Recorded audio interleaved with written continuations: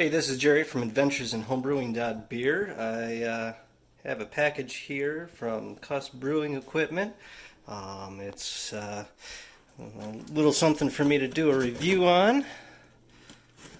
So let's open this puppy up.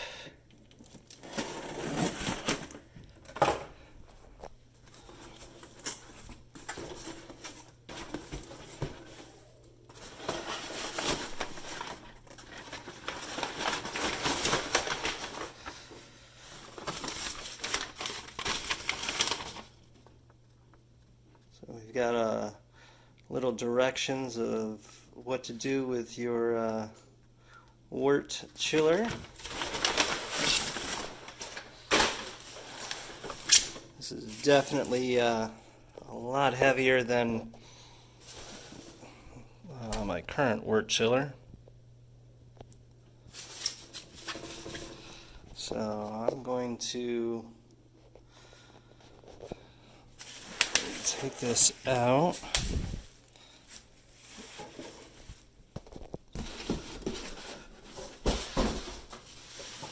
So you can see there's a ton of coils there. Very well wrapped. Boy, doing this one-handed is not exactly the easiest thing to do, so I'm going to pause this for a minute just to cut some tape. Okay, I cut some tape to make this easier, so we've got some beautiful connections on here. Looks like it's very well made. So we got connections for both sides, for in and out, with the hose fitting already on it.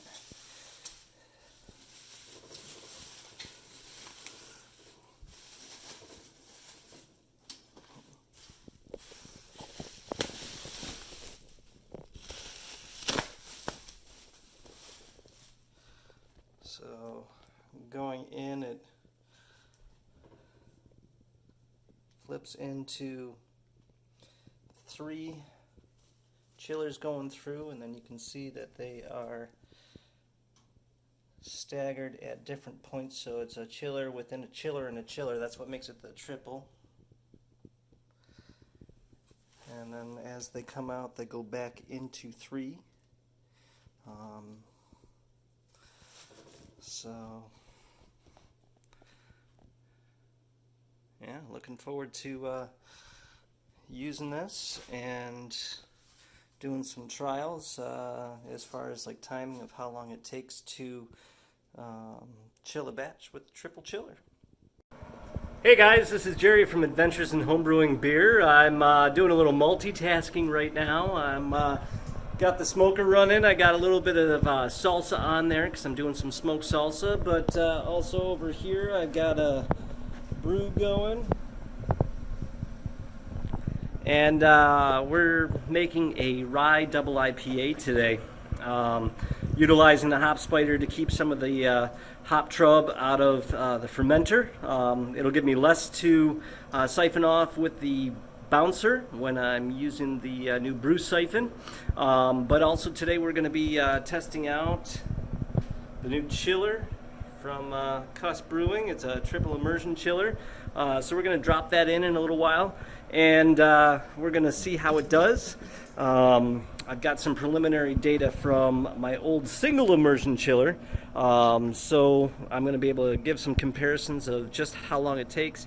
The difference between when I use the single one and the triple one today is about 3 degrees outside. It's 3 degrees cooler today, so that will give just a little bit of a advantage to the triple immersion chiller, but you know, with it having the 3 different coils going on, it should chill it a whole lot faster, and we're going to be able to see just how much faster it chills.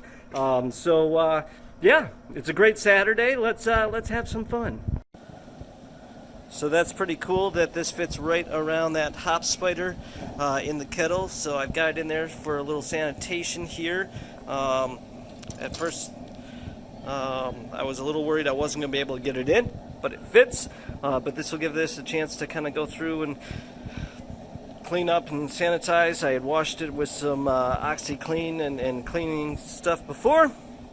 So we've got the multiple connections that I'm just going to kind of rotate it around this way.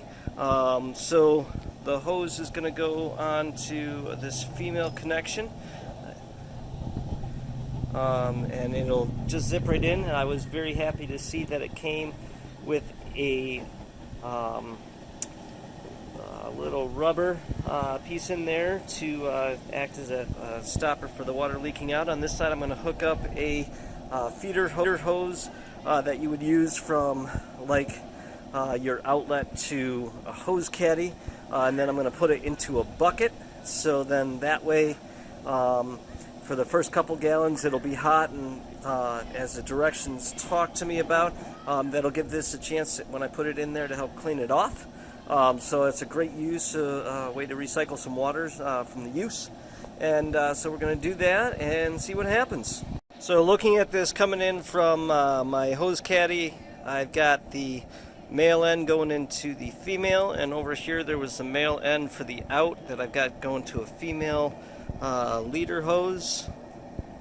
Not liter like the amount, but liter as far as L-E-A-D-E-R. And so I'm going to first put the water into the bucket, and then once the bucket is close to being full, ready to do a little cleaning of this at the end, then I'm going to just let it rinse off the driveway a little bit. There might have been a little spilt beer, but don't worry, there were no tears. So right now I've got 10-minute aroma hop in the hop spider. So we got a nice boil going on, and so this is going through. It hasn't heated up to the point where I can't even grab it, so that's actually a good thing to know. So this is still a temperature that's able to be handled without a problem. We're going to let this aroma hops finish in, and then when we kill the flame, I'm going to wait about 2 minutes, so it's pretty equal to the other trial that I did, and then we're going to see just how long it does take for it to go through and chill it. And we are going to be measuring it with one of these quick read thermometers. I got this off of Amazon, so just to make sure that you guys know that this is calibrated okay. Let's see. Ooh.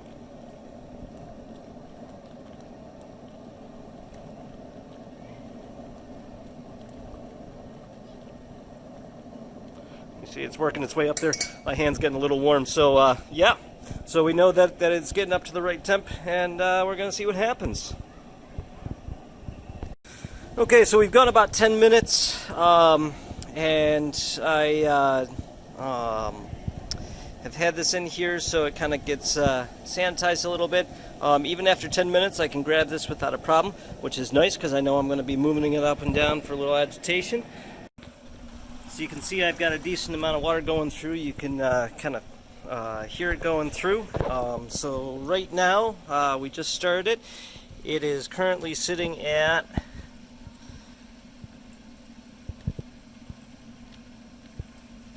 197. We're about 2 minutes after knockout.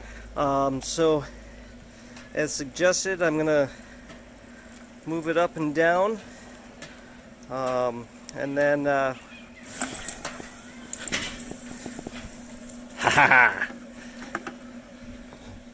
beautiful.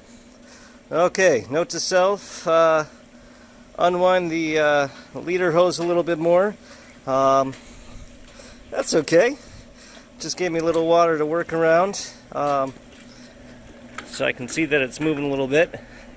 So I'm filling up some warm water here right off the bat, so I can soak this when it's done, and we're gonna let the water go down. Woo, boy, we might have to do some cuts there.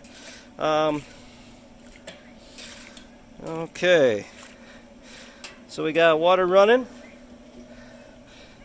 Let's Check the temperature after 1 minute.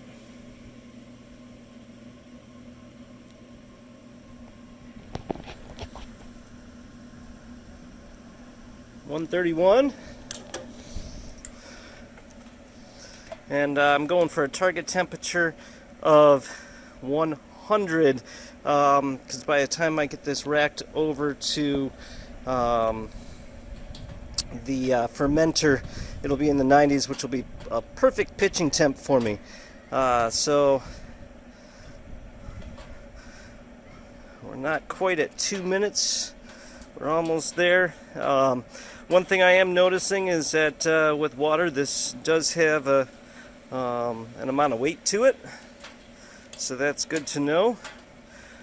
Okay, so here we are coming up on 2 minutes.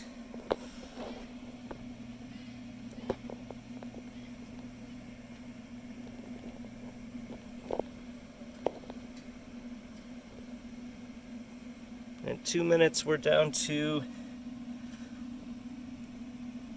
106. So this is almost there.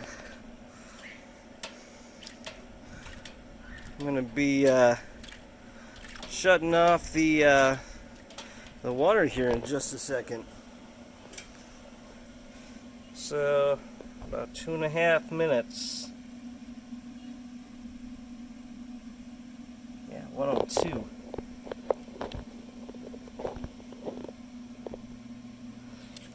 So okay, so I've turned off the water, and after 2 minutes, down to just under 100 degrees. That's absolutely amazing. So actually, I'm going to pull this sucker out of here.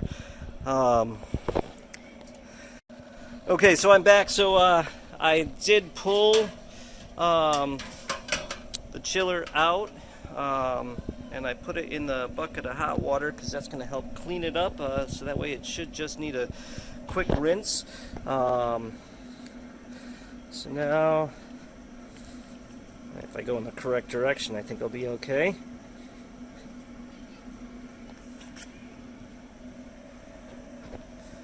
Ha! Maybe if I use the correct hose for the correct thing here. So the leader hose is coming off.